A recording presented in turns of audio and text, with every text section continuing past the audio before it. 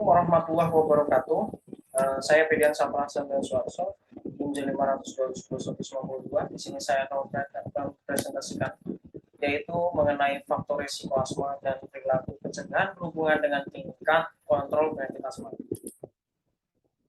Langsung saja masuk ke dalam slide pertama. Definisi asma merupakan penyakit paru obstruktif kronis yang sering diderita oleh anak-anak, orang dewasa maupun para lanjut usia. Penyakit ini memiliki karakteristik serangan periodik yang stabil. Menurut data World Health Report di tahun 2020, menunjukkan asma menduduki peringkat kelima sebagai penyakit paru utama yang menyebabkan kematian di dunia. Saat itu penderita asma di dunia mencapai 100 sampai dengan 150 juta orang dan terus bertambah sekitar 180 orang per tahunnya. Jumlah terkini di tahun 2022 mencapai 300 juta orang asma, mencapai perkembangan hingga 2 kali lipat dari jumlah awal dalam 8 tahun terakhir. Faktor risiko asma dapat dibagi menjadi 3 dominan besar, yaitu alergen, iritan, dan hal-hal lain yang tidak tergolong dalam alergen maupun iritan. Faktor risiko asma yang mempengaruhi perkembangan dan ekspresi asma terdiri dari faktor internal atau host factor dan faktor internal atau environmental faktor. Yang mana faktor internal terdiri dari genetik, obesitas, jenis kelamin, usia, aktivitas fisik, dan ekspresi emosi yang kuat atau berlebihan. Sedangkan faktor eksternal meliputi occupational irritan, infeksi virus di saluran nafas, alergen asap rokok, polusi udara, obat-obatan, dan perubahan suhu terkait perubahan musim atau kondisi geografis lainnya. Di lingkungan kerja, di mana asma meliputi asma kerja atau occupational asma, dan asma diperberat di tempat kerja atau work aggravated asma. Occupational irritan yang paling sering menginduksi asma tersebut adalah isocyanat dari cat semprot, sehingga disebut isocyanate induced asma. Selain itu, riset di London menunjukkan bahwa berjalan selama 2 jam di sepanjang jalan yang padat, kendaraan bermesin diesel mempengaruhi efek fungsional dan reaksi inflamasi pada orang dewasa dengan asma. Dan ini merupakan gambaran mikroskopis eosinofil dan limfosit saat mengalami asma. Yang pertama ada eosinofil sendiri, yang mana sel eosinofil adalah leukosit polimorfonuklear dengan ukuran 1217 mikrometer dengan nukleus yang pada umumnya berlobulus ganda. Sitoplasma sel eosinofil mengandung granula yang tampak berwarna oranye merah pada sediaan apus darah tepi. Sel eosinofil merupakan jenis leukosit yang terlibat dalam berbagai patogenesis penyakit. Sel eosinofil pada awalnya dikenal sebagai sel efektor dari sistem imunitas alamiah.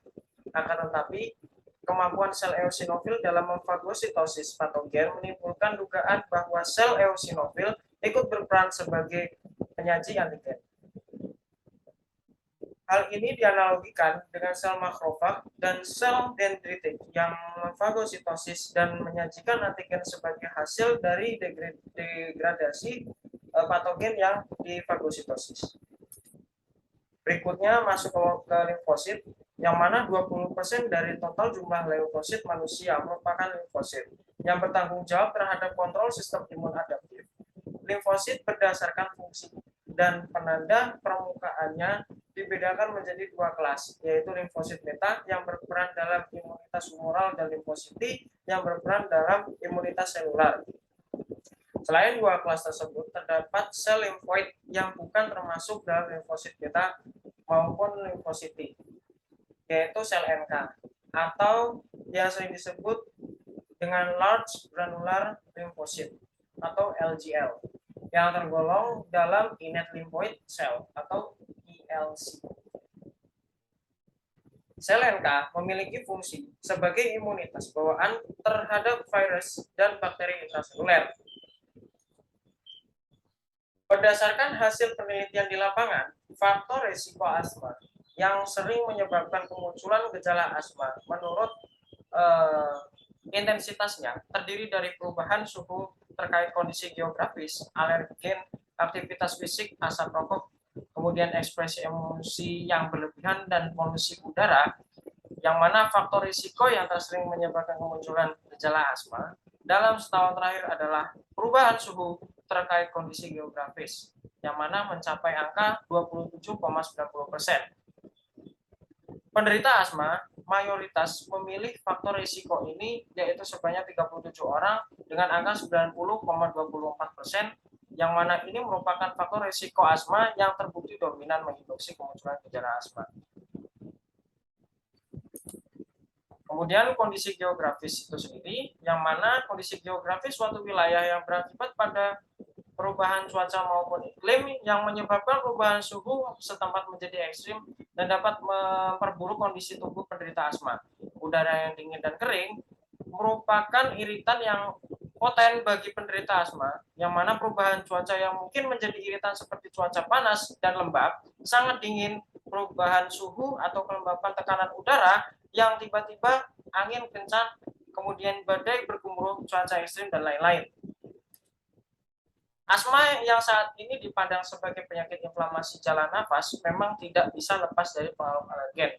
Alergen spesifik sifatnya sangat subjektif tergantung kepekaan masing-masing penderita asma. Paparan berpeluang terhadap suatu jenis alergen spesifik dan menyebabkan reaksi alergi langsung seperti reaksi hipersensitivitas tipe 1 pada asma.